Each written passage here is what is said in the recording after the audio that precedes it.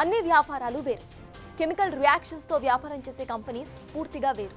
ఎందుకంటే ప్రమాదం ఎక్కడైనా పొంచి ఉంటుంది.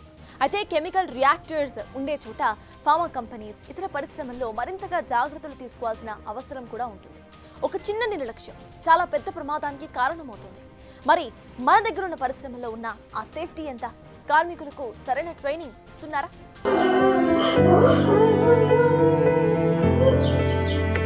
తమ వారి జాడ కోసం ఆందోళన.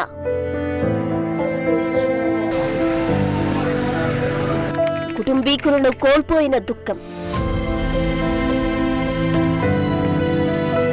ఉపాధి కోసం వస్తే ప్రాణాలే పోయాయి.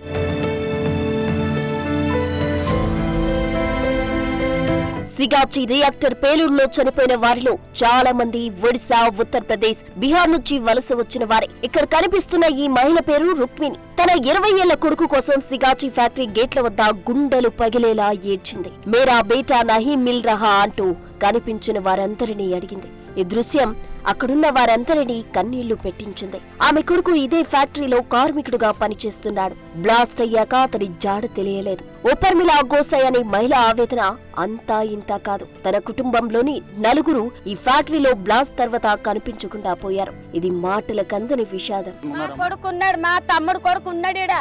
అన్ని 4 హాస్పిటల్ మేము తిరుగుతున్నాం. రాత్రి నుంచి ఇంకా చెక్ చేస్తారు. ఎక్కడి జస్టిన్ అని పేరు లేదు. ఇక్కడ ఉన్నాడు.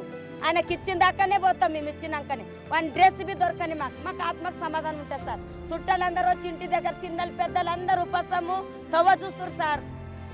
తవ్వ చూస్తారు. బండి అయితే ఒకటి ఉంది, అది పని అప్పుడు దాకా చేస్తుంది. తప్పంతా సిగాచి ఇండస్ట్రీస్ దే అని బాధిత కుటుంబీకులు చెబుతున్న మాట.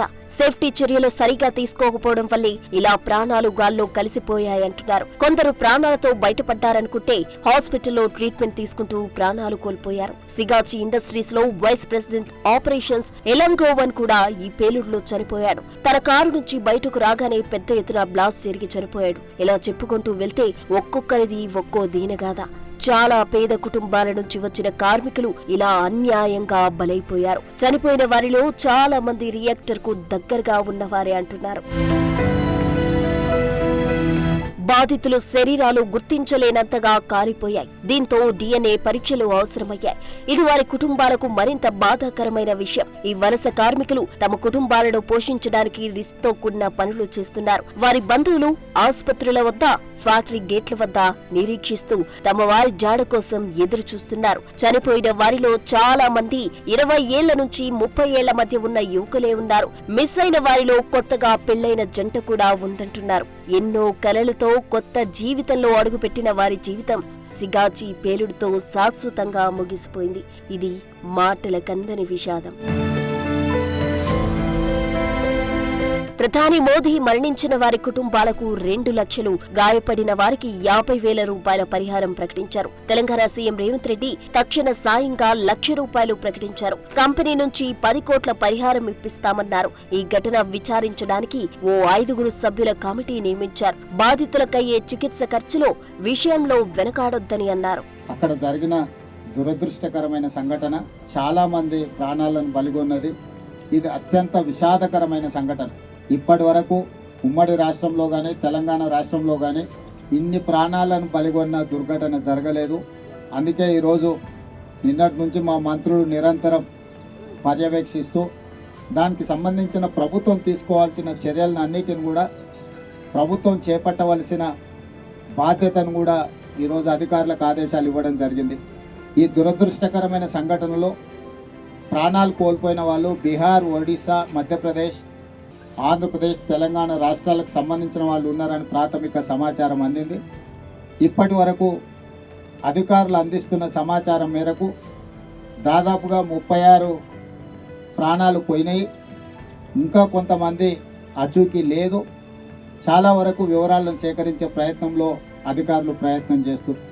హైదరాబాద్ యూనిట్ లో ఉత్పత్తిని 90 రోజుల పాటు నిలిపివేస్తున్నట్టు సిగాచి కంపెనీ ప్రకటించింది. ఈ పాసమైలారం యూనిట్ కు బీమా కవరేజ్ ఉందని, బాధితులకు సాయం అందిస్తామని చెప్పింది. ఈ బీమా రావడానికి టైం పడుతుంది. మరోవైపు చూస్తుంటే మృతుల సంఖ్య అంతకంతకు పెరుగుతూనే ఉంది.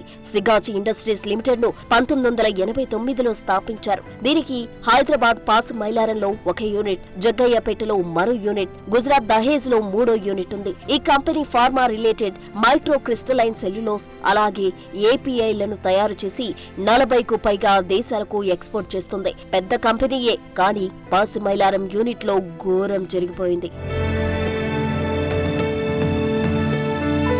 పరిశ్రమల్లో సేఫ్టీ చెకింగ్స్ కూడా 2 స్థాయిల్లో జరుగుతాయి. అంతర్గత తనిఖీలు అంటే కంపెనీ వాళ్లు చేసుకోవాలి. బాహ్య తనిఖీలు చేసేది ప్రభుత్వ ఆఫీసర్స్. ప్రతి పరిశ్రమలో ఒక సేఫ్టీ ఆఫీసర్ ఉంటాడు. రోజు వారి కార్యకలాపాలు పర్యవేక్షించడం ఇతడి డ్యూటీ. మెషిన్స్, కెమికల్స్ చెకింగ్ చేయాల్సి ఉంటుంది. అలాగే ప్రతి కంపెనీలో ఒక భద్రతా కమిటీ ఉంటుంది. ఇది కార్మికులు, యాజమాన్యం నుంచి సభ్యులను కలిసి ఉండి రిస్కులను గుర్తించి భద్రతా విధానాలు అమలు చేస్తుంది.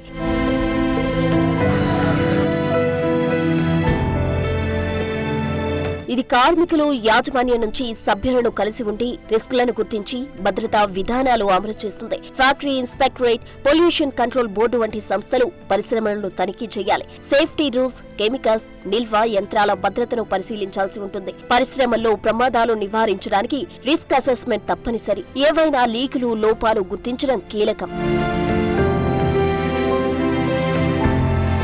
రెగ్యులర్ ఇన్స్పెక్షన్స్ అవసరం. అలాగే కార్మికులకు సేఫ్టీ ప్రొసీజర్స్ నేర్పించడం, అత్యవసర పరిస్థితుల్లో ఎలా డీల్ చేయాలో చెప్పడం, కెమికల్స్ మేనేజ్మెంట్ పై ట్రైనింగ్ ఇవ్వడం కీలకం. ఎమర్జెన్సీ ప్లాన్స్ కూడా ఉండాలి. ఎమర్జెన్సీ పరిస్థితుల్లో బయటకు వెళ్లడం ముఖ్యం. టెక్నికల్ గా కూడా పర్ఫెక్ట్ గా ఉండాలి. అంటే రియాక్టర్లలో సెన్సార్లు, లీక్ డిటెక్టర్లు, ఆటోమేటెడ్ షట్ డౌన్ సిస్టమ్స్ వంటివి వాడాలి. మరి సిగాచి పెరుడు విషయంలో ఇవన్నీ ఎటు వెళ్లాయన్నది తేలాల్సిన విషయం. నిజానికి తెలంగాణలోని పారిశ్రామిక ప్రాంతాల్లో తనిఖీలు అరుదుగా జరుగుతాయన్నది, ఇది ప్రమాదాలకు కారణమన్న ఆరోపణలు ఉన్నాయి.